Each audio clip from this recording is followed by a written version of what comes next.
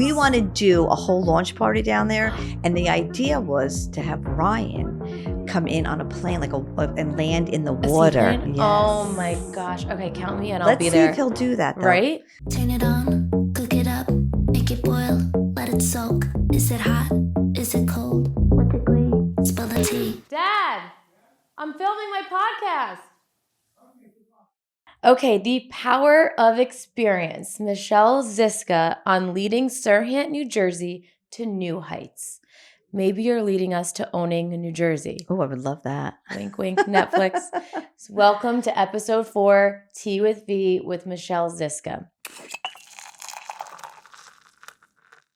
In this episode of Tea with V, we sit down with Michele Zyska, broker of record for SERHANT, New Jersey, to explore how her 15 years of diverse real estate experience, 15 years? 20, but it's 20 okay. years of diverse real estate experience have shaped her leadership style. Michele's career has spanned multiple companies, including her broker of record at Compass, New Jersey, where she gained invaluable insights to New Jersey and the real estate market. Michele shares what led her to join SERHANT and why it's the perfect fit for her, and what makes SERHANT, New Jersey, a game changer in this competitive market. What we haven't seen here in this market. Get ready to deep dive into Michele's leadership strategies, industry insights, and how she's helping redefine the future for real estate in New Jersey. Welcome, Michele. Well, thank you. That was a pretty big lead in there. Thank you so much. In honor of Tea with Miss V, I decided I wanted to give you a little something. Oh my God, thank you. You're And welcome. it's pink. And of course, it has to be pink It's for pink. Miss V. You always give the best gifts. So. Aw, thank you so much. Tea. Yes. Oh my God, it's beautiful. In honor of Tea with V. This is gorgeous. It's going up somewhere on display. And we're going to drink it later. It's cherry blossoms. Thank you. You're welcome. I love it. She actually gave me the best gifts for our wedding, too. Aw. I always say my wedding, but Michael got married, Yes, he did. Yeah. Okay. So where should we start? I feel like I'm not going to even need these cards because you and I already had an episode before did. the We camera actually started. chatted it up. Yeah. So it could have been a whole It little. could have. I know. It Some could have been a stuff podcast. couldn't even be spilled, though, on Tea with V. So True. now the cameras are rolling. She's not going to spill everything, but she will spill enough, right? Okay, sure. You promise. Ask away. Okay. So let's talk about from Compass to SERHANT, New Jersey. What led you down that path? And also, you were selling. You were a broker yourself, still are. Yeah. And what led you to be in this leadership role now? Okay. So, Ryan is hard to say no to. Yes, we know. And he had wanted to launch into New Jersey, and I think he was poking around in New Jersey, and he kept coming up with my name. Mm-hmm. And I had sort of, taken a conversation, like a phone call with him, and he just said, "I'm not trying to recruit you." Ha ha. Right. But I do want to know, how did you launch Compass into New Jersey? Because I'm thinking about it, and I just want to just give me your highs and lows, how it went. So I kind of explained to him, what I thought we should have done, what we did, what things worked, what things didn't work coming into New Jersey. Did you start Compass in New Jersey? Were you there from the beginning? Yes. I didn't realize that. Yeah. Okay, amazing. Yeah. So they had initially were launching in New Jersey. And they needed a broker of record. They had someone just to fill in, but they actually needed a legit broker of record. Wow. So under my, my time there, we opened 21 offices and we hired 995 agents. Incredible. Yeah, so it was huge. So you were the pioneer of 2 major companies coming to Jersey. Yes. You were changing the industry here. Trying a little bit, but it actually, with Ryan, it was different because the energy that he had he was so passionate about coming into and launching in New Jersey. But he didn't want to do it like rapid fire. He kept saying to me, slow and steady, Michele. We don't want to burn and churn. We kind of just want to make it. We want really good agents. Right. And we want to be in the right places. Yeah. So that's why I initially started in Short Hills because what better place to launch? Short Hills Mall. Yeah, exactly. We're right across the street from Everyone knows Short Hills. Of course. But we really wanted that energy, the Short Hills energy that, it sort of kind of fit with his brand. Right. So that's where we started. And then we sort of branched from there. Next was Jersey City. So I was trying to find my one guy, the team, the person that was going to take the leap with me. And Mark and I and Enrique have been friends for a very long time. We worked at Weicker together, and During COVID, I kind of helped him leave Weichert and launch his own trumpeter Right. team. And he sort of got me out of my bedroom during COVID because I sort of was locked in lockdown. Okay. And That Mark and I happens. spoke several times a day. Wow. Yeah. And I sort of relied on him. And what I noticed in his business after, say, 3 years, Mhm. 4 years later, I noticed that his marketing was amazing. Right. His newsletters were unbelievable. And I Right. kept responding to his emails saying, this is so great. Like This you is loved so great. it. Having no idea that he was actually doing the Pro Series with SERHANT. Wow. And he had no idea that I was interviewing with Ryan. Oh So my we were gosh. both covert. And then when I finally came over, I'm like, Mark, you have to come over. Like you and Enrique, the perfect fit. You're actually doing it anyway. Right. Just come over. Right. And so that's how I got my agent zero. Was Mark and Amazing. Enrique. Yes. Well, Mark Trumpeter and Enrique, we just great. like they actually were at my wedding. I know. They were I think they invited themselves. Pretty much, but I was like, value add, you're coming. I'm obsessed with them. We had just met, in June Yes. or maybe Yes. April or May when they launched that property that we met at. So you're also the reason we know them. I know. They're great. That's right. That's how we met. Yeah. And it's funny because Mark and Enrique were planning a launch party. Right. And so at that time, I was meeting with Ryan like once a week about recruiting. And we were talking about this launch party. And we thought that it'd be really cool if Ryan came over in a car, in the trunk of a car. And he was like, I'm a CEO. I am not coming over in the trunk of a car. Because he was so taken back. I'm like, that would be so like Soprano style. Right. Like we'll bring you in, we'll open the trunk, and there's Ryan. Jersey, Italian. It's like, so Jersey. Yeah. And he was like, absolutely not. So then we actually had him come over in a boat. But it had to be a nice boat. It was Christy Brinkley's boat. Okay. That I found on Not the too internet. shabby. Not so shabby. But it was so funny because we were trying to come up with, everybody had to outdo each other. North Right. Carolina had Ferraris.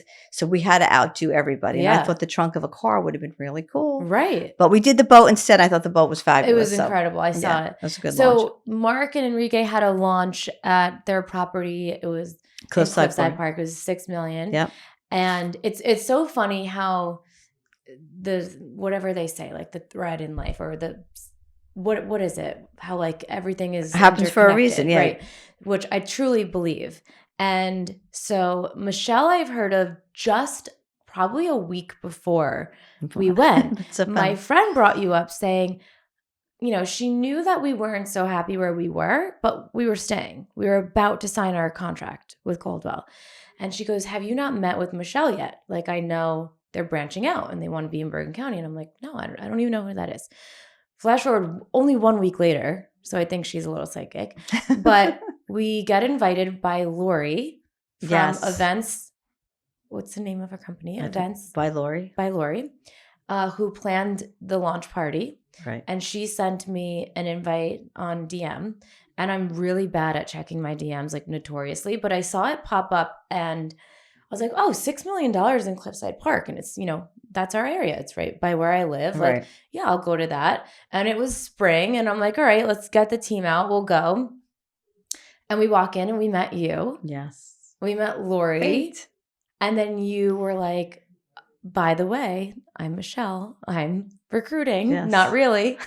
But meet with us. And Ryan's here. And we met with him. Yeah. It was a pouring rain. It was pouring rain. And it had this gorgeous outside balcony that we were all supposed to go on because you could see New York. There was like 5 outdoor spaces. And you couldn't because it was pouring rain. But Ryan did get the shot. He did. And I'll never forget it because I was like, oh my, because we just sort of connected. It was like, there was something about, you were very like, I don't know what it was, but I'm like, we have to get this team. We have to. I love because I just felt like it was like, no, the we way had a we connection. met, yeah, definitely. It was the shirt. I had this ostrich shirt on, right, from J. Crew. And I was like, "Where'd you get that I know. shirt?" It was just a whole connection. Ryan's like, "Oh, I'm so glad I didn't wear mine." Right. And we're like kind of the same height. We're Italians. We're from New Jersey. Totally. We had a connection, and she was like, "You have to meet, with Ryan." And I remember, so I went up to him and I was like, "I don't know if you remember me, but I was your neighbor." Do you remember this? Yes. I lived across the street from him when we lived in Tribeca. And I remember. Did he remember? I don't know if he remembered me, but okay. Remember the story because he used to go to the dog pound. And I would see him I wouldn't go work out that early that he does, but he'd have like his sweatband on and like he was all geared up. Wow. But it was right across the street. So he would Okay. just like go there even in like the cold weather in his like shorts. And then a few years later is when I launched my project and I had the units at 70 Vestry. And that was a project that everybody wanted in, but nobody could. There was like there's still a waiting list of people trying to get into that building. And Ryan put it together and he's like, "You're the 70 Vestry girl." I was like, "That's me." Wow. So, and then when he went to text me, he saw that he actually had been texting me a few years prior trying to get in there. Oh, funny. Yeah. So then we met and I think him and my dad hit it off right away on our Zoom. And you were there. And Todd. Yes. Todd, where are you? I don't know. Todd, it's like, where's Waldo? I think we just do a where's Todd and have him wear like a striped shirt so we can figure out where he is in the country. Like, where are you, Todd Sheridan? Where are you? Where in the world is Todd Sheridan? I know. I think he was last seen in Arizona. So I don't know now, but he was last seen in Arizona. All right, well, we're coming for you. Yes. They're launching Arizona. I want to go over that. I know. Did you see their launch video? The girl jumped out of a plane. It's incredible. And I actually saw it where Ryan was like, did she land? Because it was so weird the way you saw her come out of the plane. You don't know where she went? No, because you didn't see the parachute open. All of a sudden she was gone. It was like, oh my, and everybody I think had the same reaction to that video. Oh my It was like, did she land? God. Yeah. But that was crazy for her to launch that. A little different than our launch, but it was definitely impactful. I mean, SERHANT is pretty good at setting the bar for their launches. We one up each other. We really It's do. real estate 101. Exactly. Okay, so flash forward. You talked to Ryan. How does he get you to come over? He just said, how would you like to work with the number one followed real estate brand in the country? And I'm like, I'd love to. No, it was more about really, I loved his energy. Right. And I really wanted to go back to working with somebody who understood sales. Right. And Ryan is still selling and he understands sales. Yeah. And I felt that I really needed to have something more and like something that really made me get up in the morning and want to go to work every day and not be sitting in meetings on top of meetings on top of meetings. And Ryan just had it. So it was a no-brainer for me to come over to SERHANT. It's funny because I have worked with all the people in his circle of Bravo days and all that. And everybody has their own unique way of how they attract business and how they conduct it and their teams. Right. And I've seen the inside of all of it. And I hadn't at that point worked with Ryan yet on that level. And I've always said from afar that the way he does business, I feel, is the old school way. It's just the real way of doing real estate. Put deals together. Exactly. And like, which I grew up with, seeing from my father. Yeah.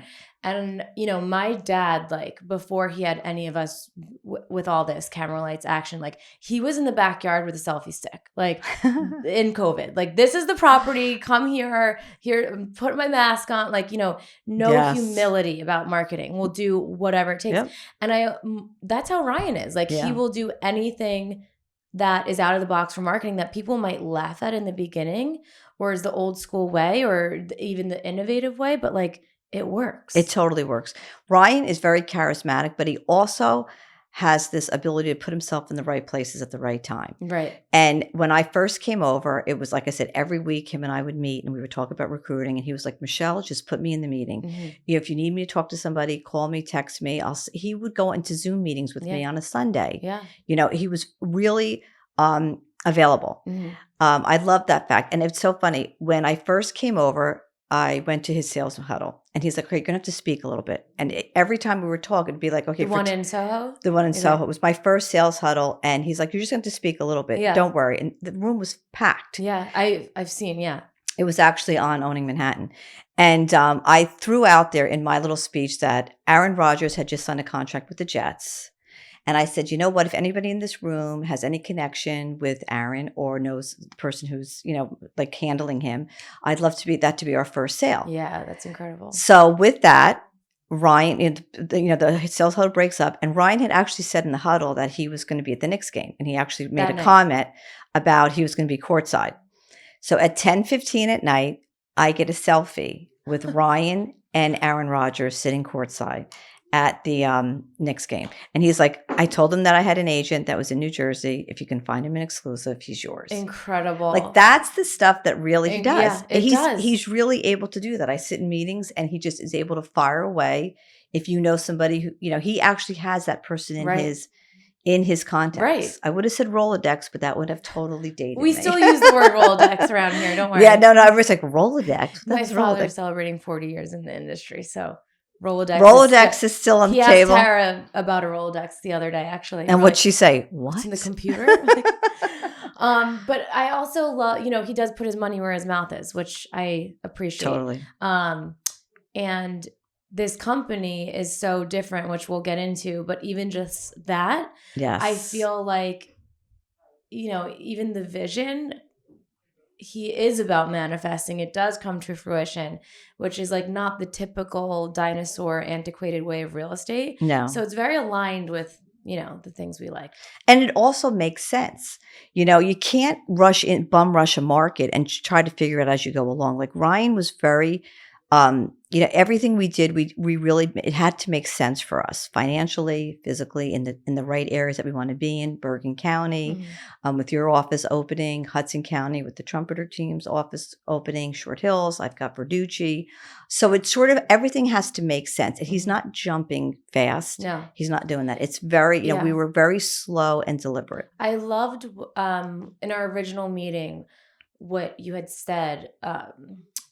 It's not, I don't know if there are rules or regulations, but it's kind of just like the guidelines and the standards of the people they bring on.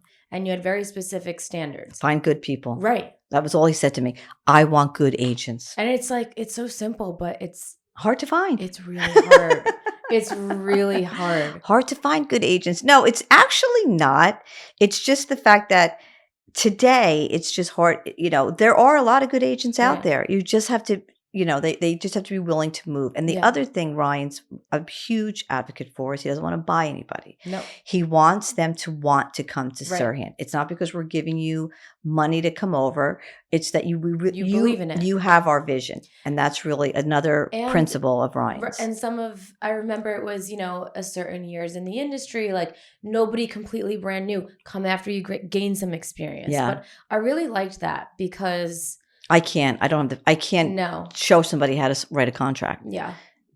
I don't have the time. No. And at that time I was a one-man band. Right. I just hired somebody. Finally, yeah. We've been telling you need somebody. But it's really hard to give her stuff to do. It's like, if you're not doing anything, because I have such control over everything, it's very hard for me to give that up. But I'm learning about that. I know. He's very much like me. We're very similar. I know. I'm like, delegate. We have delegate. A team. It's hard to delegate, but I'm learning. Yeah. Yes. I'm excited to meet her. I'm meeting her today. Today we'll be there. Okay. Together. So after working with multiple major players in real estate, how does the culture at SERHANT stand out to you? And what drew you to the way SERHANT operates, especially in a state like New Jersey? Because I have to add, we are, not now, but I feel the reason I probably didn't come sooner to work with my father is because they've been behind. Like, technology, even teams, right? Like the fact that teams were so foreign here was beyond, because in the city it was like prestigious to be on a team. It was like, everyone's on a team. Wanted to be on one. There's very and few. Here it's like, what? No, like every man. So tell me what you think about that. I think that the vision for us is just for good people, regardless of teams or principals. Right. But we wanted to make sure that their work ethic was strong, that they weren't looking for leads all the time, right? Even though we give, we do have, Ryan obviously gets phone calls all the time, but we didn't want somebody to sit in the office waiting for me to hand them a lead. Right. They had to have their own book of business or sphere of influence, but they had to be in the business, right? And then that their culture and our culture was not to feed people, but to just use our brand to elevate your business. Right. So that's kind of what every single person that I've hired has had a brand. Yeah. And they're pretty strong in their area. I mean, your dad was the number one agent in Old Japan for how many years? I mean, when I drove down the street to come see you guys, it was like, his face is everywhere. His face was aligned. Literally, you can't be mad at the guy unless you want to see his face every 5 seconds. It's so funny. I'm surprised nobody's actually gotten out of the car and put a little mustache on him and the little glasses or something. I think they did that once when he was on a park bench. growing up? I was on a park bench. Really? Yes, So a you little guys are, like, team. I know. I'm same telling you, person? we are very similar because we started out the same I way, know. and we understand that it takes a lot. It takes a does. village It does. to be successful. It can't just be one guy. No. It has to. Eventually, you have to keep growing and growing. And I think what happens is all these teams are saying that that's how they do so much business. Yeah. When I was a single agent, principal agent, my line was always, well, listen, I'm sitting here in front of you. You're going to get me when you call me. But then I could never grow, right? Because I was constantly doing the day to day, putting a lockbox on and all that. So somehow something had to give, and that's why I think these teams have really become really successful because there's somebody to do things for them. But I know your father is constantly picking up the phone because I'm always, when we're in meetings, he's always grabbing his phone. So they are calling him direct. He's still putting signs in the ground. I know, because he actually called me that he needed a couple more signs. I'm like, what? We ordered like 23 for you. He's like, yeah, we need more. I know. We have lots of you. I know. Oh, okay, that's all right. Not us. I know, but I'm just saying, it's now become where the teams are self-sufficient, which is helpful, right? But it gives the seller the comfort that if you are in a meeting and you're not available, that there's somebody else they can speak with. So that's where I think it's evolved. Curated, like it's people that you trust. So back to what you were saying about the type of agents you're hiring for SERHANT. Mm-hmm. It's very much the model that we're using for our team. Okay. So, I'm copying or inspired by a lot of what you're doing and trying to follow those guidelines. It's hard. It's hard to do that when you're someone who also wants to believe in someone. Yes. And how do you believe what they're saying at first impression? So I think you have to put people to the test. How do you sniff it out? I try to look at their past business. Right. I also see what their daily, routines are like. Yeah. Where are they looking for their leads? Where do their leads come from? Are they relying only on their sphere of influence? Right. Do they work with just buyers or just sellers, or they have a nice mix? You want people to have a nice mix. Right. And in this business, if you have a year that you have mostly listings, then the following year, typically you have mostly buyers. Exactly. Because it's sort of like ebbs and flow. Yep. Yeah, it switches up. Seasonal. So you try to figure that out. But I also make sure that when I ask people, how do you get your business? Yeah. To my point, which the other day I had a conversation with somebody who I met, who I was going to recruit. He's a SERHANT agent, but he also is looking to get into New Jersey. And he does 99% of his business comes from him walking his dog. Incredible. And I was completely flabbergasted. I was like, wait, what? He's like, I have 2 dogs that are exactly identical. And he takes one out at a time. So it's almost like twins. Yeah. Like, what was that show? With the 2 twin girls, Mary Olsen and Full House. Yes. It's like the 2 twins. So he has 2 dogs that he uses, and he goes out with them to dog parks. And that's how he meets all of his... And then when one gets tired, he takes he the goes other back one. and gets the other one. But that's how he does 99%. That's incredible. I know. He said because dog people are genuinely love other dog people. So that's true. When you're a dog lover, you get it. You totally get it. And everybody's sort of at that level where they're not just giving them Alpo or crappy dog food. Everybody's buying this high-end stuff. Oh, yeah. He said it's incredible. And then he does give a percentage back to a rescue, like a dog rescue. That's beautiful. And he's built his entire business on Give that. back and it comes back to you. Always I was shocked. So I told him the next time our next meeting, I want to see the dogs. I want to meet these 2 famous dogs. He should do some content with his dogs. I know. He would be great. He's actually... Okay, and he wants to come to New Jersey? Yes. The Adamo group is I'll looking. Intro. Yeah. No, he was hilarious in the meeting because I thought it was a joke. I thought I was being punked. I'm like, he's like, my sphere is my dogs. I'm like, okay, explain that a little Excuse further. me? I love people with personality. I know. So speaking of out-of-the-box ways to get business, for anyone watching who is maybe a few years in, they're working on building their sphere, they've done all the things that you do in the beginning, and they want to take their business to the next level. What are the out-of-box things that they can be doing to gain business in this market today? Okay. So I go back to old school. I think I'm like your father with the old school. I just I do not take clients out, but if they're a friend of a friend or a sibling of somebody, I love this story. I always will say sure, but I always explain to them I have a regular job, but that I can do it at night or on the weekends. So I was taking this lovely couple out from Hoboken who have 2 kids, looking to come into the burbs. every weekend, Saturday, Sunday, waiting online in my area, like legit Also, waiting tell people about lines, online. because in New York, No, there are no lines? They don't get it. I mean, the market's just not the same. Oh my gosh. But I really think New Jersey is a bubble. Like it is. It's crazy. It's like the Wild West out here. It is. So lines meaning that you're standing in a group waiting to get in, and then they let like 2 or 4 people at the same time. That's the market. That's the market. And I was every house I'd go into with these guys, I'm like, oh my gosh, the people are going 200, 300 over asking. Mm-hmm. And it was like tiled up. Like you could tell somebody just threw tile like down, and it was totally bi-level on a busy street. And I kept walking out there going, I feel so bad for you guys. I don't know what I'm going to do. And they're in a decent price point. Yeah. So I went old school. SERHANT has these amazing postcards that you can hand write that I bring everywhere. I have them. They're amazing. Yeah. And I have 55 people that live on my street, and I wrote 55 out. Every night I wrote like 5 out. I have buyers. I really do. Everybody knows that I live on the street. If you're thinking about selling, call me. I was actually going out on a Sunday to show houses to this couple, and she's like she lives 5 houses up from me. I'm actually thinking about doing for sale by owner. Why don't you stop by?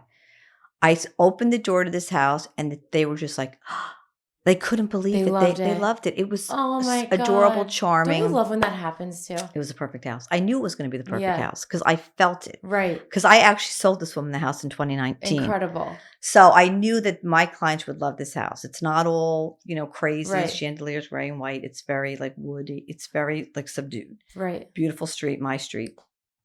And we put the deal together, and I guess Saturday we did the home inspection. Incredible. But that's what you have to start to think about tell them doing. Why do those methods work? Why do the old school? Because it's sincere.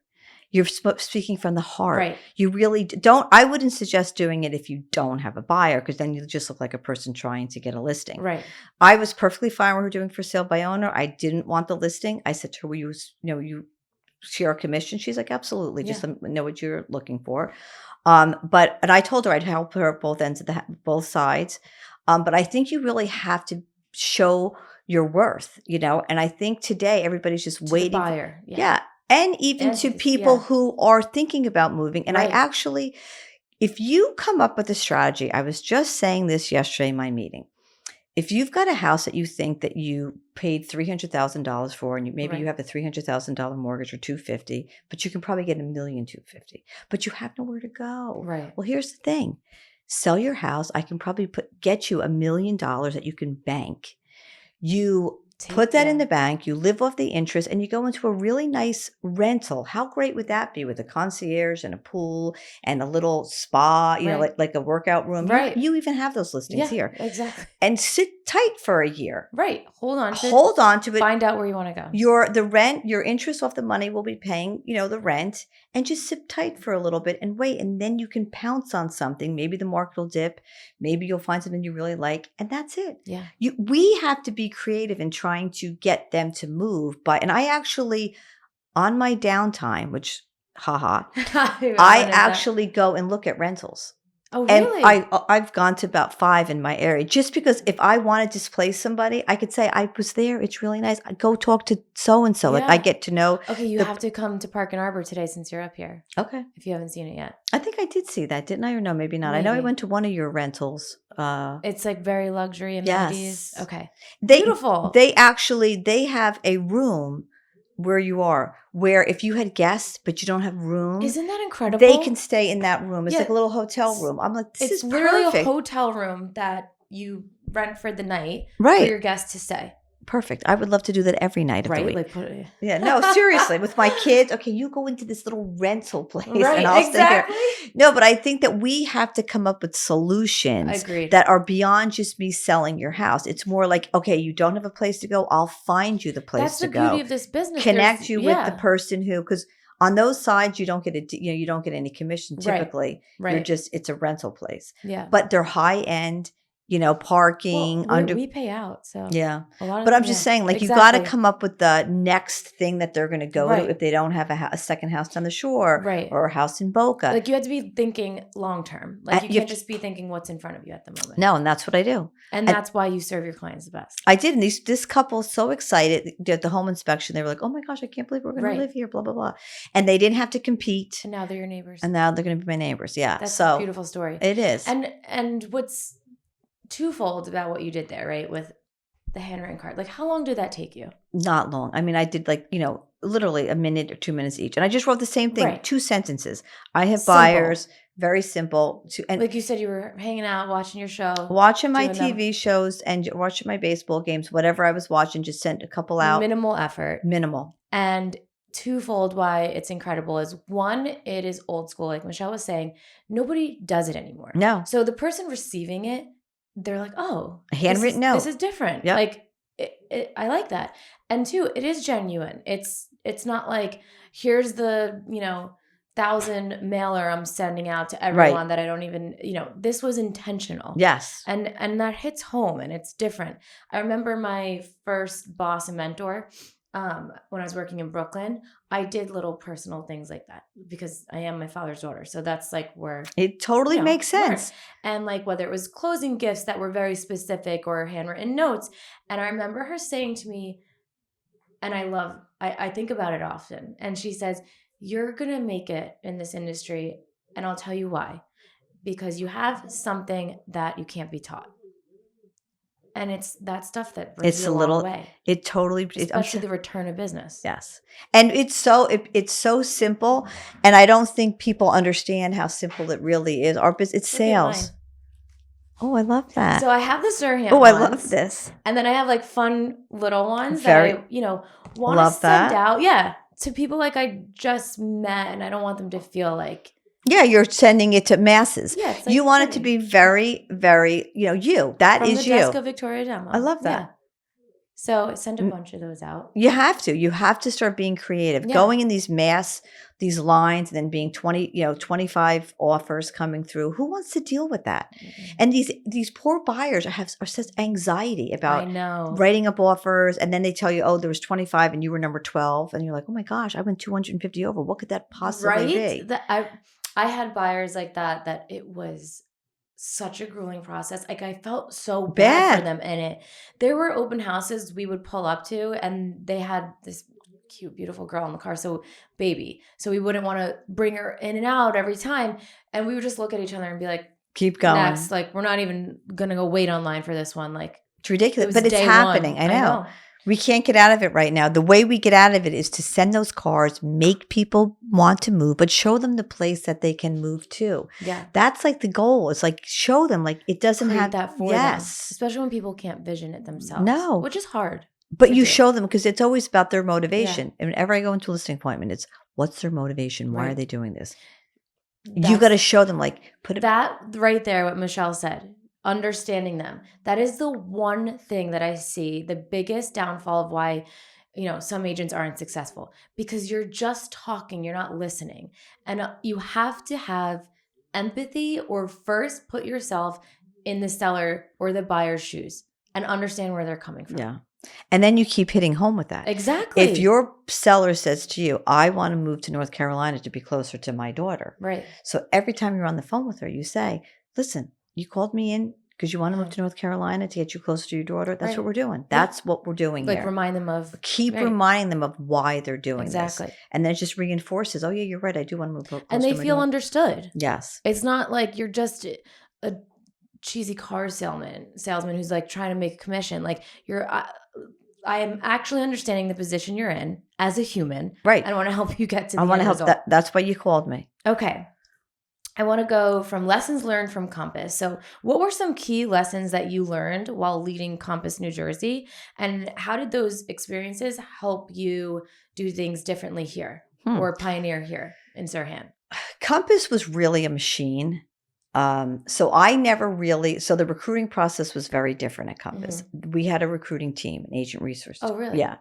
And they sort of went through and tried to get people. And then really, we didn't really see, the managers didn't really see that person until maybe they were pretty close to them hiring them, Right. So Very all of different the than deals here. were done not with me. I was Okay. never involved in any of the deals. It was all done with our recruiting team. So I wasn't part of it, which I didn't like because there were sometimes we maybe gave too much because the Right. person didn't do enough. But so it was very different. Right. So they just landed in our laps as managers, pretty much. It was not. That's crazy. Yeah. Here, I'm looking for It's we're very on the personal beat. here. Yes. Like, I feel like it's much more personal. very hands-on. Yes. Todd used to say, and he'll say it to this day, that he would never hire somebody that he didn't want to go to lunch with.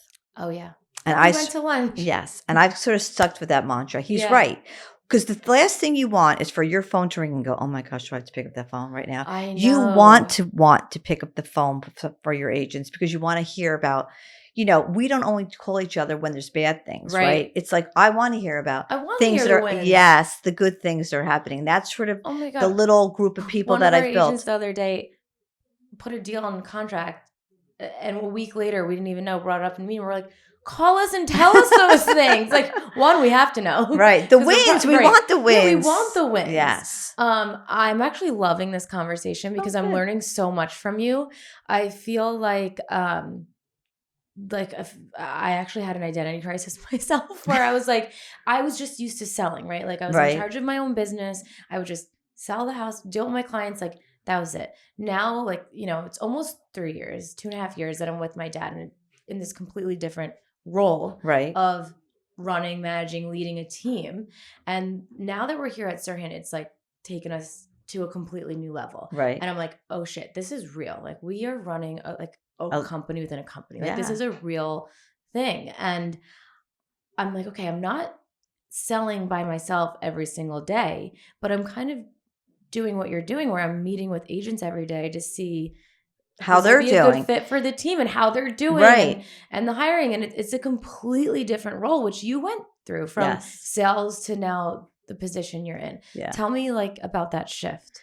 Okay, so I was doing a lot of business selling, and but I sort of was it was a grind, and it was just hard for me to, I had to keep blinders on, and I was always, it's just sales is tough, right? And I used to always, if I didn't get the listing or if I didn't get the sale, I would go into my manager's office and I'd throw myself on the desk. And I'd be like, I just can't believe that. How could they not pick me? That kind of thing.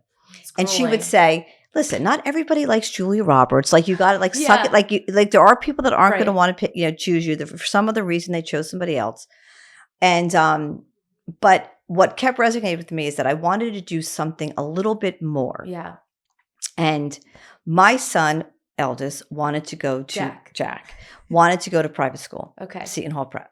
And, I went into my manager and I said, my son wants to go to private school and I'm not really sure how I'm going to afford it. It's like, $20,000 a year, whatever it was at the time. And she looked at me and she said, Zyska, she used to call me Zyska or Ziscarini. Ziscarini? Yeah. Do it. I'll get you the extra $20,000. Don't worry. I'll make it happen for you. Meaning she would find some way to get me the extra money. And that conversation triggered something in my head.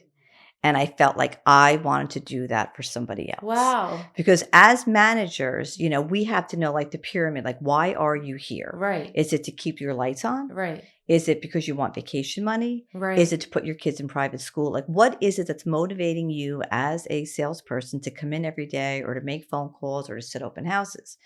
And when she opened that door for me and said, don't worry, I'll take it on. I'll take care of it. I'll get you that extra money. It was like, how did that feel? Amazing. Yeah. And I wanted to do that for somebody else. So that's when I got my broker's license. I love that. And managed, because both my boys went to Seton Hall Prep. Right. So, and it just made me feel like somebody's got my back. And as managers, that's sort of what we have to, that's what we're doing. We're helping them get to where they want to be, whatever it is. Well, Michelle, you do that. So thank you. I hope you do an incredible job. We call her, here's what's on the plate. Okay, I'll call you back. I'm going to figure it out. Hangs up, and she does. And you get us to what we need. I try. No, I do. I try. It's like, I'm never going to say. It's a creative crazy thing. Yeah. Yes. But that's because even in real estate, right, when you negotiate, you never let it stop with you. I always would say okay, let me see what I can do. Right. Let me see what I can do. Always when I was, Yeah.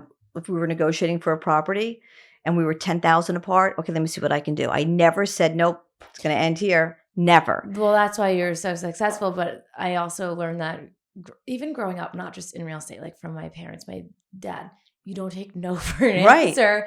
And you could always negotiate. Always negotiate. But it's also always not saying it ends here. That's it. This is the stopping point. No, the buck doesn't start here. You have to negotiate. That's part of life.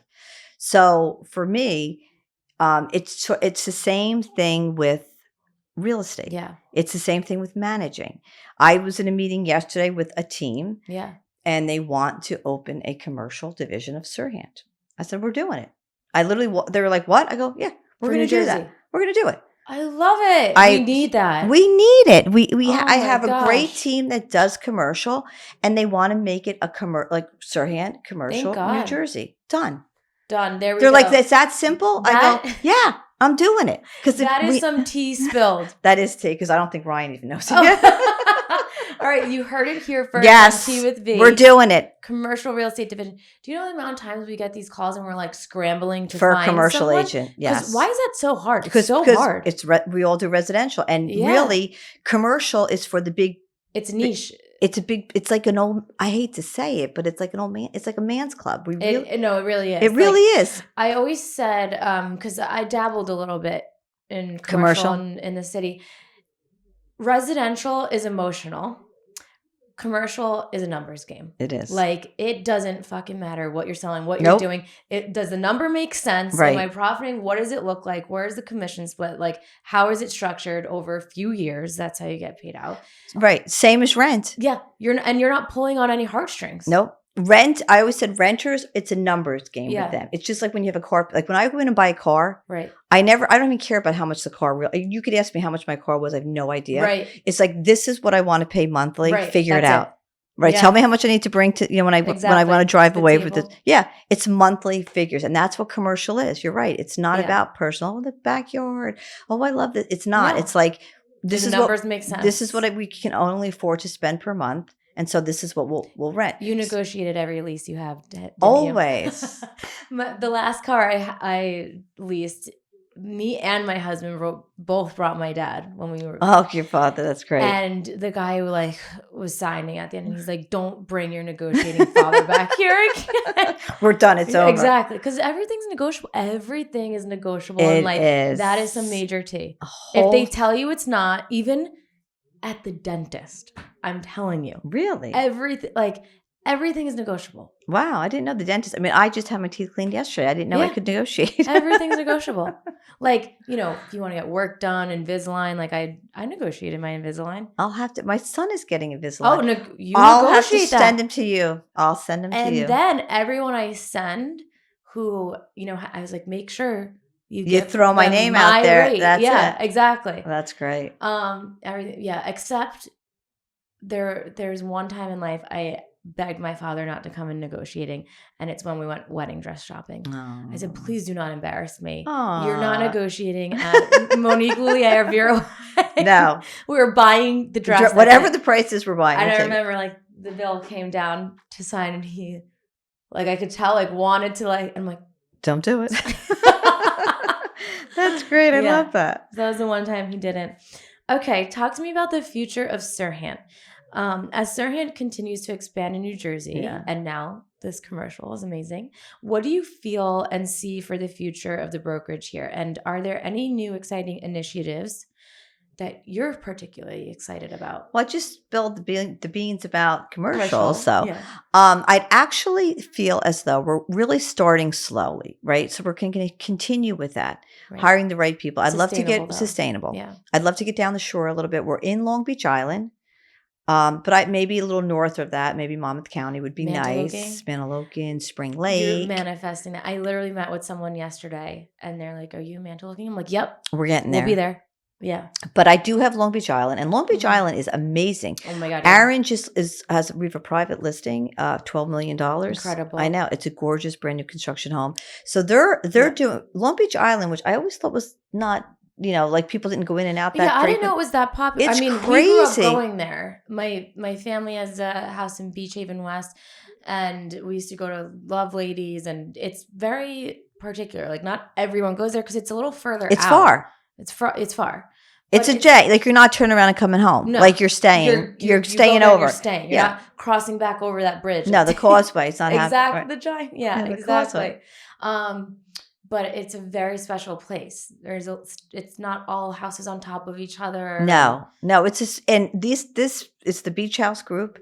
They were Beach House Realty, and then they too were in Pro Series SERHANT, and they decided to actually join. And I love them. Like, I want to get out there and see some of their listings. We want to do a whole launch party down there, and the idea was to have Ryan come in on a plane, and land in the water. Yes. Yes. Oh my gosh. Okay, count me in. I'll Let's be see there. if he'll do that, though. Right? I mean, we tried to for our launch party. Do you remember? Yes. So we're in Rockley. It's an equestrian historic town. And we were like, we need to get him in on a horse. Yes, I remember that. It's actually the one thing he said no to. Yeah.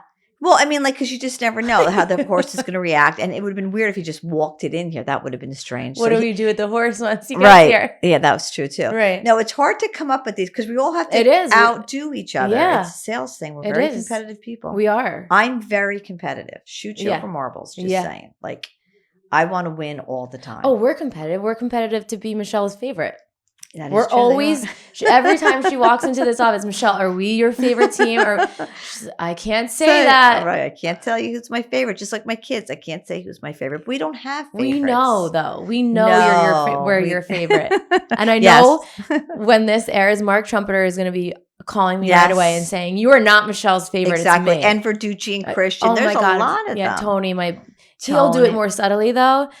Mark will call and yell at us. Yes. Tony Verducci. I know Mark will yell, but Tony and I work. I love them. When he walks in, when we worked together at Sotheby's, he would walk in. He was hilarious. Like Tony is busy as all hell.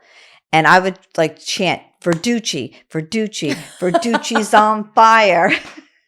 He would come walking through, and I would literally chant that as he was walking through the lobby. And he's so like subtly funny. Oh my gosh, he's great. Like in a very subtle way, and you don't expect it, and then you're like, "Holy shit, that was hysterical!" Great team. I have some really great people. You really do. I know. And I I'm actually so was going to excited. say before, and I got off track. The people you've curated, like we all really love each other. Like we met obviously through you, and I feel like formed this like. Whenever someone's having something, whether it's the Short Hills guys or Jersey City, like we all go and support each other. And yes, Tadaro's having an event, right? And we're going today. Yes. And we all cheer for each other. And it's exciting.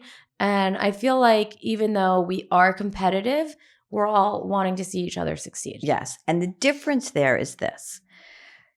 I don't want to hire 50 people that cover Bergen County. Right. Because then you would be competing against each other. That I ran into a lot at Compass. You have 50 agents that all do Montclair because you're in the Montclair office, and now 4 of them are going on the same listing appointment. Yeah. That's tough. Yeah. I don't want that to happen at SERHANT. I want there to be, we want to have 20 people, but we don't want you all going after the same people. Because that's hard when you're competing within the same office. It also creates just a bad environment. It does. A bad culture. You're competing within. You don't want it. You want everybody to be excited that people are getting listings. It's not like, oh my gosh, I went in on that and you got instead of me. And what did you do to get it? And I don't like when people are always like, well, how did you get that listing? I had an agent, and when I used to sell, she used to always think like people fed me business because she would always try to trace it back to how I got it. And it's like, my kid goes to preschool. And that was one of the things too I used to do all the time. Yeah. Whenever my kids were in anything, fill in the blank, preschool that I paid for, soccer that I paid for, baseball that I paid for, my little job was to see if I could get whatever I paid back in a sale. Wow, I love that. So it was like a little game I would play.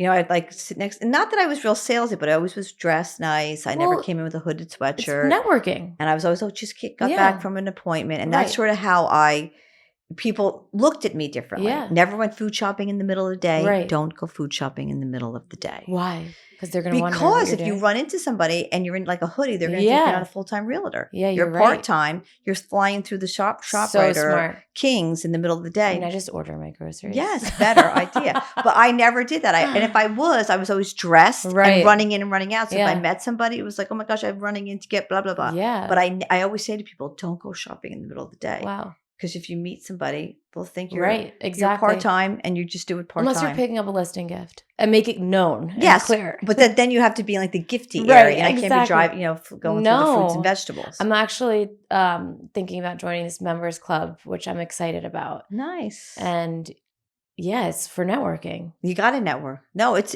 important, but Like, not too salesy. No, not Your father salesy. wants to get name tags. Love Attilio for that. Oh, he did it. He did? He did it. He's hilarious. I did not Of order. course you don't, because why Yeah. would you? But Everyone on the team wanted one. of course They you wear it. you wear the little name tag. I didn't do it. I know.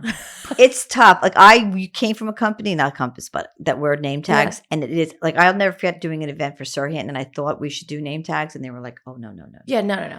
Because people should know who you are. But Right. it's hard because when you have a lot of people, or if you're just going, if you are going through the shop, like Right. King's in the middle of the Yeah. day, and if you name tag on, it does It does work.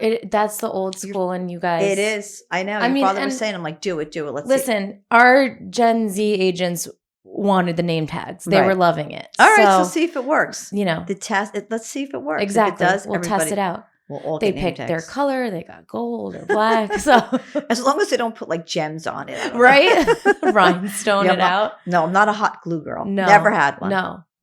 Actually, I used to love a hot glue. No, never. I'm not that mom. I love it. Yeah. Okay. Now, so we're gonna get back in your day too, because Okay. I saw pictures of you down Really? the shore. Oh You my showed gosh. me. Yes. Hot big number hair. Michele. Hot hair. High hair. Yes. Did you always know you wanted to be in real estate? No. What made you want to get in real estate? 3 kids. Okay. I knew I couldn't go back I was an event planner and marketing person. Okay. So I couldn't do that with 3 kids. But you still had that. But I wanted to do Yeah. something where my kids drop them off at Right. school. I could do something during the day. Right. And real estate just really fit the bill. Yeah. My sister was also in real estate. So she sort of kind of led the path a little bit. But then after sales, like I said, I was getting burnt out. But I will say this. Yeah. One of my closings, this guy was my 4 Seasons buyer. Balu. Love the guy. I actually sold this house again. I called him 4 Seasons. We started in the winter. We went winter, spring, summer, fall. Oh my God, I love it. 4 Seasons buyer. And every single place wasn't right, blah, blah, blah. I finally sold him something. We closed in December. When we got to the closing table, he stood up in front, because that was the time when we all would go to closings. Right. And he stood up and he said that I made his American dream come true. Oh my gosh. This tough as nails, do not cry in baseball, Right. whatever. Yeah. Sort of bawling my eyes out. Oh my And God. I know, because you don't really realize Yeah. what we're really doing know. for people. And this guy, Balu, was like, you made my American dream come that true. gives me the chills. How can you oh beat my that? God. That we do that for a living. Right? So that sort of was one of those moments that I was like, you know what? Yeah. We are doing it is good. meaningful. I know. It's not just Sometimes a you get sale. lost in that. You do. It's easy to get lost, but when you remember, like, we're part of people's biggest life decisions, Yes. most emotional life Yeah. decision. And you don't realize it until Balu just said that to me at closing, and it literally broke down. I was like, what? Meanwhile, I Insane. kept calling him my 4 Season Yeah. buyers. I'm like, are they ever going to buy? Meanwhile, this guy's going to remember you the rest of his life. You really are like the female version of my father. I know. Because I have to show you this video we did like 4 years ago. I wanted him to tell his story. Like I want to start doing that with my family, like even my grandmother, my mom, so I can have like family stories on video, Right. to have, Right. and for my kids, whatever. And he told the story of when his parents came over here, they were immigrants, and like what was his motivation for real estate? Right. What did he say? The American dream. Yeah, American dream. Yeah. Yeah, I mean, it is true. I mean, it's, Yeah. and I just wanted my kids to have, be able to go to clubs and, do baseball and go, and then the whole private school thing. So I think it really, you have to know your why. Right. And as managers, we have to know our agents' whys. Like Exactly. what gets them up? What is getting them motivated? What is getting them to sit open houses and all those things? So would you say that is the key proponent in the leadership role you're in Yes. to helping your agents perform the most successful? Yes, it's coaching. I love coaching. I love training Mhm. agents and making them understand, how, people see all this glitzy stuff, Right. but even Ryan, like he always tells about how he worked rentals, and you Mhm. have to start somewhere. You can't start Yeah. at the $5 million house. You have to start and build, it's a Yeah. building, and you have to keep the relationships going. You have to send your clients gifts. I mean, I was all about that, tapping Also, in, tapping in, yeah, tapping in people all the that time. poo-poo rentals I loved are the rentals. craziest people ever because it is your cash cow. Like rentals all day. So my little trick for rentals was I would take any rental commission I got. I Mhm. would keep this is before it would deposit into your checking Yeah. account. I would get the cold hard cash, Right. and I'd put it in an envelope, and that was my vacation fund. I love So that. at the end of the year, I sit at the table with my kids and say, "Okay, mommy has $6,000. Right. Where are we going on?" Whatever the number was. Right. So what do you guys want to do for vacation? And then we would all pick something based on what my rental income That's was. incredible. It motivated me to do rentals because I Right. knew the more rentals I did, the better vacation we'd have. That's like old school business planning. I love that. Yeah, little tricks. I have Yeah. tricks to everything. You are spilling a lot of tea. Everyone should be taking notes from Michele. Oh, yes. Okay, now we're going to get into some fun stuff before we have to wrap up because Yes. Michele is going to spill some industry secrets and inside drama. Oh, no. What is the craziest deal you've ever seen go down, like something totally unexpected? That's a good one. Okay, let me think about this. Crazy deals. Okay, so does it have to be mine or somebody else's? It could be mine because It I could be had yours. crazy. Okay, so I had a not so proud moment. Okay. We all do. No, this was bad. This is bad. I had a deal where sad story. I don't even know if I should tell it, but the son was. No, I'm not going to tell the story. It's not a good Okay. story. Let me think of another one. Okay. Crazy. Oh, one of my first deals. How about this? Cash. The guy was paying cash for his house. He owned a restaurant. Right. And he came to closing in Linden with a suitcase full of 20s and 50s that we had to count at closing for the cash. It was like $60,000. Wait, how many suitcases? Like a big suitcase, like what you would travel with, Yeah. full of cash that he had from the restaurant. Clearly, probably was illegally. He had it, Right. and we had to count No. the money. Yeah, At the closing table. at the closing in Linden. I'll never forget. Were And we you were like, like- you walked through Linden like this. You walked through the town with 60K. in your suitcase. Yep. What year was this? So it was 20 years ago. It's like 2005. What That's were a you crazy. thinking? Like I can't like. Didn't you? Like, is the this really attorney happening? was saying to me, "Didn't you tell him that he had to get a certified check? Like, why would?" I'm like, he figured he'd bring the cash. I don't know. I also have to say it's very Jersey. It's so Jersey. That to is bring- so that Jersey. happens. We do get a bad rep, but we do prove it right sometimes. Of course. What is the biggest mistake that top agents make and no one talks about? I think top agents sometimes only want to work with people that are top in like top of the market. So Like the millions- price points. Price points. I would rather. I used to say this all the time. I'd rather sell 4 $500,000 houses than a 2 million because Same. it's a degree of It's difficulty. the same check. It's the same check. It's just split up Exactly. 4 different times. So I think sometimes they get so focused on those higher Right. price points that they don't realize that you can make it. Actually, it's easier to do a $500,000 I was deal going to say, than the it is bigger to ones sit. They don't sell as fast. You're Well, back putting in the more day, time and money into it. Yeah. And it's sometimes good to that's what sort of makes you feel more valuable Right. sometimes when you're dealing with people that it's their first time that they're buying a house. Oh, man, I love it. versus- I love working with first-time home buyers. I So don't know cute. why. I just I know. really do. I do too. But yeah, we always say that we've had people, especially of recently, thinking, "Oh, you only do this price point. You're not going to take my little listing." Or I'm like, "That's we love your listings. Right. Like that's what we do all day. That's our bread and butter." Right. We'll take anybody's listing. Exactly. I agree. Yeah. Rentals too. There's Rentals? no small rental. What is the wildest clause or demand you've seen in a real estate contract? I don't think I've had anything wild, honestly. Nothing. I'm trying to think. Next question. Yeah. It'll come to you. Okay. Yeah. How often do agents actually get into fights over deals? Now I think agents are getting into fights. Before I came in here, one of my agents that I used to manage at Compass emailed me about this person who I is also a realtor, and they're like, "Do you know this person?" I won't say her name, and I'm like, "Yes, why?" And they're like, "Oh my gosh, she's so horrible." And I go, "I know she is, but I was in her wedding." And they're like, "What?" Oh my God, stop. From real estate? Yeah, Wow. I know. So, and why do you think they're getting into fights?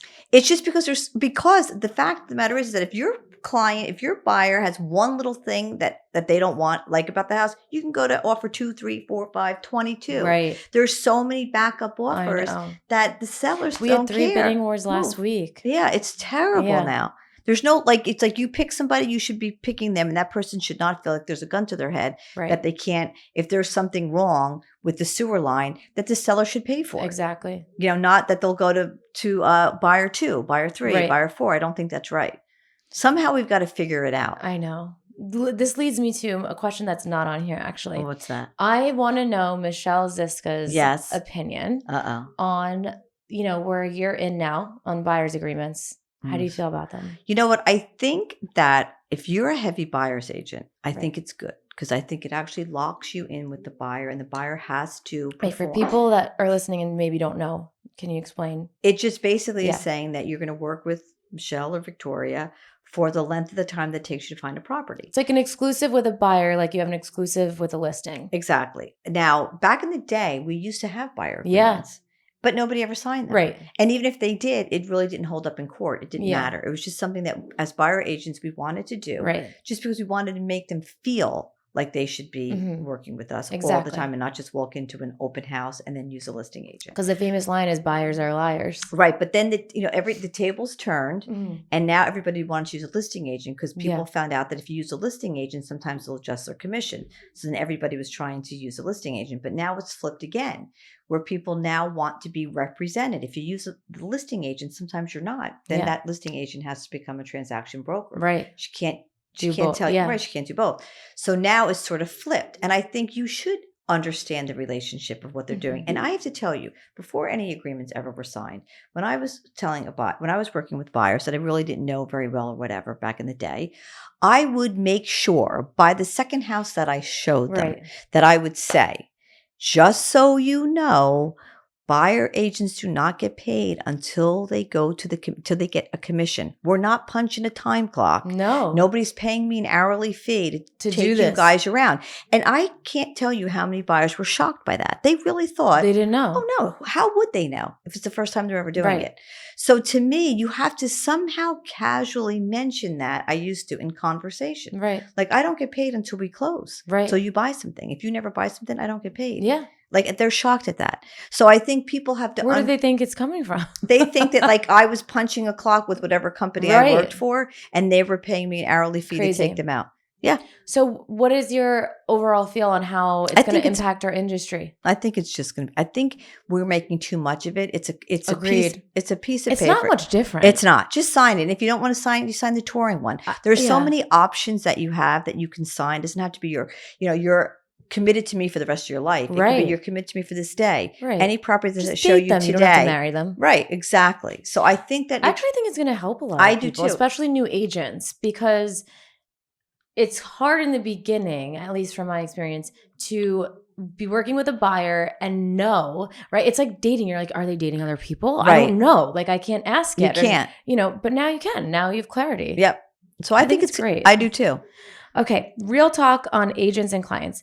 What is the biggest red flag in an agent that tells you they won't make it in this industry? I think that they rely on you to provide them with leads. Thank you. Oh my God. That's the biggest. We You have been can't. dealing with that. Yeah, that's just to me. It's like how do you think we're just getting phone calls and phone Right. calls and phone calls? We're not. Well, they're expecting you Either- nowadays to pay for leads. From which, Zillow. I'm sorry, but I'm not before, and my father is not. I'm not a believer in buying leads. Yeah, a lot of people don't buy leads. I'd never Yeah. bought leads. I actually tried to buy leads, and then I found out like we were getting calls from all over the place, and I Yeah. would go. Funny story. Yeah. Love This a will be funny my story. funny story. So I did a Zillow thing, and it was Union County, and one of the areas was Irvington. Nothing wrong with Irvington, Right. but at the time, whatever. Right. Not I the didn't want to greatest. take it, so I sent it to this person, Irv. He got out of the Irv in car. Irvington? Irv. I think his name was Irv. I forget. I'm pretty sure it was Irv. Literally, bullet went right by his face. Got back in the car. Goes, okay, I don't want to do Irvington anymore. No. Oh my. True story. Yeah, that's another topic. We put our lives at risk. We do. We shouldn't, and we shouldn't. People think, this is showing up at a vacant house with a stranger. Oh, that's really smart, right? It's not really smart. I remember when I was at Element, there was maybe it was like 7 years ago. There was this man who was going around to different listings of like young, attractive women to make appointments. Actually, not to listings. Going like on the website and looking for the agents and making appointments with them. Yeah, scary. And then we started catching on where then, the CEO caught on and sent out a company-wide email like, this is the name of this guy. Yeah, don't. It's crazy. It's really scary. What is the most outrageous thing a client has ever done during a transaction? Only thing I can really think of is taking things down that they shouldn't, like chandeliers and things like that were supposed to be included in the sale, and then they decided they would change it out, and nobody would know. Last minute. And nobody would notice that this gorgeous chandelier is now a little like jelly jar. Like IKEA. Yeah, and you're like, okay, where's the chandelier that we saw at the house? The and $30,000. They kind of thought that we would never notice. That I've had happen. And how do you handle that? Well, then you make them put back that. Right. We've actually made them put back the chandelier. It's in the contract. Yeah. Okay. The business of real estate. What's a real estate rule or law that agents constantly ignore or break? I feel like one just came to mind. What? I'm thinking like put all their documents in at one, but that's so boring. The off market? Clear cooperation. Yeah. Don't even get me started with that. Yeah. Off market. Yeah. I mean, I don't like pocket listings. I don't believe in them. Right. I think clear cooperation is a good thing. I think everybody should list. Right. 100%. Oh, absolutely. I don't believe in this whole thing. Like we should all have private. We do sell a lot of our listings off market, but only because like we have a pool of buyers and sellers that we just, okay, this is connect coming. The dots. Yeah, exactly. But I think for you to only come out and say, listen, we want you to take listings, but we want them to be an exclusive to us and let us try to sell them. It's like, that's different. It's totally different. I think like you should let the whole entire world see that the house is on the market because this market today is so insane. So you're not doing yourself justice. You're not doing your sellers any favors unless there's a specific reason why, like they have a very expensive closet full of Birkin bags, or like this lady the example I gave you before, she didn't want she's not there all the time. She didn't want people tracing through her house. She was doing for sale by owner anyway. So it wasn't like I said, only excluded to me. Yeah. Her mind was made up. And there are certain situations. But I don't like the clear. That I get, and I'm sure you do, like of people saying to us, or say it's like a friend or an acquaintance, right? We're running a social circle, and I'm like, we're in real estate, we'll help you, blah, blah, blah. Well, I'm only looking for off markets. Like I, know everything on Zillow and and I'm like, ugh, I know. Roll my eyes for 10 minutes straight. Well, it's just a cycle. It's just like people. First of all, Zillow's fake. Right. And all that stuff is not real. But I believe in clear cooperation. Yeah. I believe that we're colleagues. Yeah. We all have to work together, whether we're SERHANT or Compass or Sotheby's. We all should be working together, not try to pocket the listings back in the old days. We're all in this Wild West together. Right. Let's help each other out. Let everybody see what everybody has. Exactly. I love that. Okay. So let's spill the tea on what's the difference. What's the biggest real difference between top producers and everyone else? Because there's like probably 4% of brokers in this industry that sell more than 4 listings. I just think it's motivating. I think they're motivated. What motivation is it? What do they competitive. have? They're just competitive. They want to be the by best. Nature. Yeah, they want to be the best. Mm-hmm. That's really what it is. I mean, I watch our top. That's what it is. They're very competitive. Right. Would you say me and my father are competitive? Yes, very competitive. If Verducci's competitive, all the people that I'm thinking about, they all want to win. Yeah, winners. Yeah, like Charlie. What's it? Charlie from Winning. Charlie, not Sheehan. Is it Sheehan? I forget. Right. Sheehan. Yeah. Charlie Sheen. Winners. Winning. Winning. Oh my God.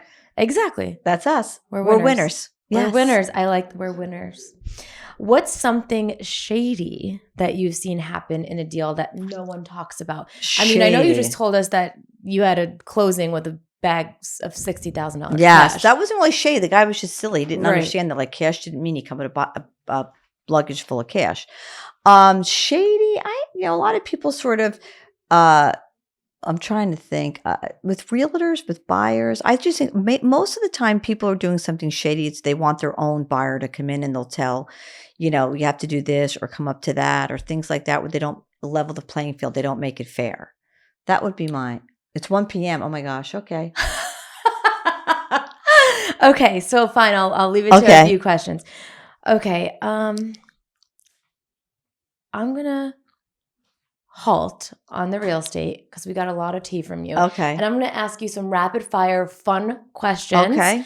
And for everyone to get to know Michele a little bit better. Okay.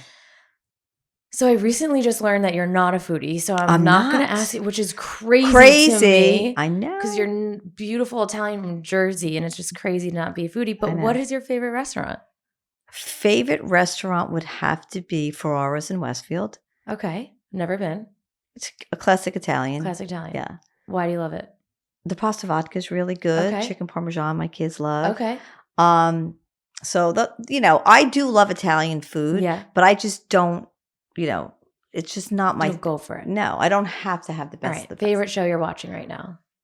Okay, that's a good one. Well, favorite is Sopranos. Oh yeah, so that's a classic. I actually want to think about rewatching that. You have to rewatch. Yeah. I've watched it twice. It's my if I've had a really bad day, I put The Sopranos on because it sort of relaxes me. I love that. It does. It's like my relaxing show. But then if I want to go to sleep, when I go to sleep, it's Gilmore Girls all the way. Oh my God. Every night I'm a Gilmore Girl. Okay, mine is Screaming Housewives actually relax me. Okay. And to go to sleep, I like the Golden Girls. Oh, I love the Golden Girls. Yeah. I just watched one of them. But I love the Gilmore Girls. Okay, what is your top self-care beauty hack that you like?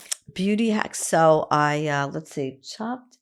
I'm trying to think cosmetic. I'm a cosmetic crazy lunatic now. I love that. I think you get to a certain age and all of a sudden you just buy everything online. So I'm onto this stuff that's made in Vermont. It's all organic. Oh, what's Ursa something or Okay. other golden lotion. Oh, you'll have to give me the name. It's beautiful. Yeah. All right, we will link it. Okay, let me think. What is the best closing gift to give somebody? Okay. So I'm going to say something. Yeah. Ryan has a great idea. Okay. Which is when you're working with buyers, find out what they like what interests them, and almost put it in their house when they go to close. Okay. So he's done that where I love somebody that. is a Lakers fan, he has somebody sign it and puts it in. So this client that I'm dealing with, big Notre Dame people. My son went to Notre Dame. And the son wants to go to Notre Dame. He's 8 years old. So I actually ordered him a Play Like a Champion today sign. And I'm going to put it in. Yeah. See, I'm going to put it in both the kids. Personal touches. Yes. Because I don't want that. to discount the girl too. Because the girl could be right. at Notre Dame too. Of course. So I'm going to do both Play Like a Champion today signs. That's awesome. And maybe, some Notre Dame stuff. I know real estate is your life. Yes. But what do you do outside of real estate that brings you joy? My kids. Baseball, going to baseball games.